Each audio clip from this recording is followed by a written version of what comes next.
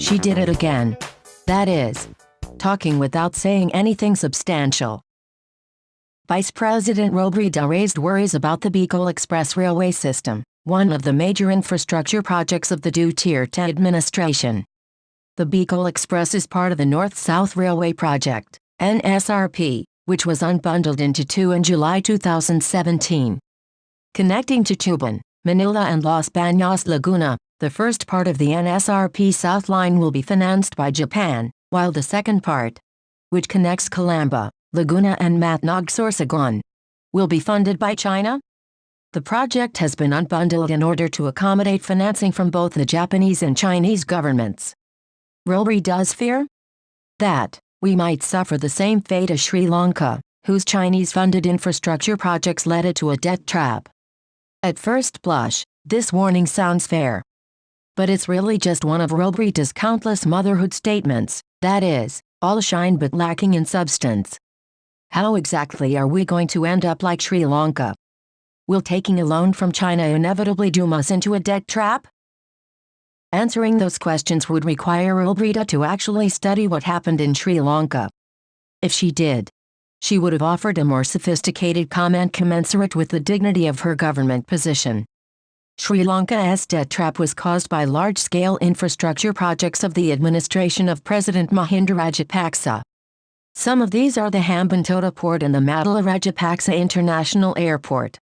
Both were largely funded by loans from China.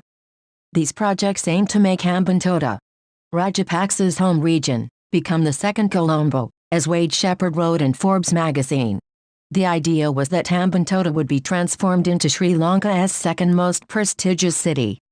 It would become a place built on international trade and commerce, that would be full of joint ventures. In March 2013, with a handful of flights every week, MRIA didn't generate enough revenue to pay back the $190 million of loans that were provided by the Exim Bank of China to build it. Consequently, it hemorrhaged the Sri Lankan government. The Hambantota port also suffered the same fate.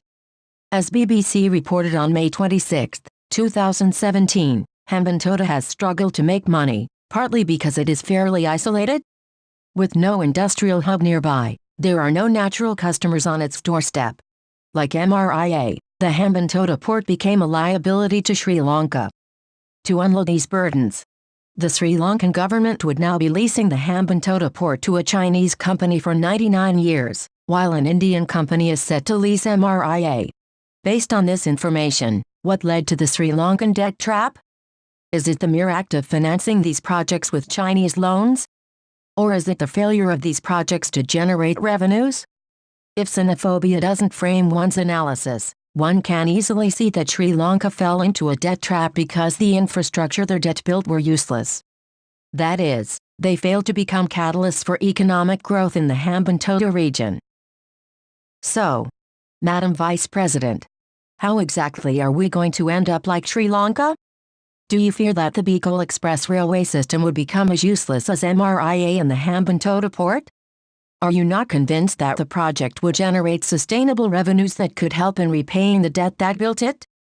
Can you tell us how the Bicol Express financed by Chinese loans would fail to aid the economic development of your region? Without persuasive answers to these questions, Madam Vice President, your crude use of the Sri Lankan analogy is nothing but fear-mongering?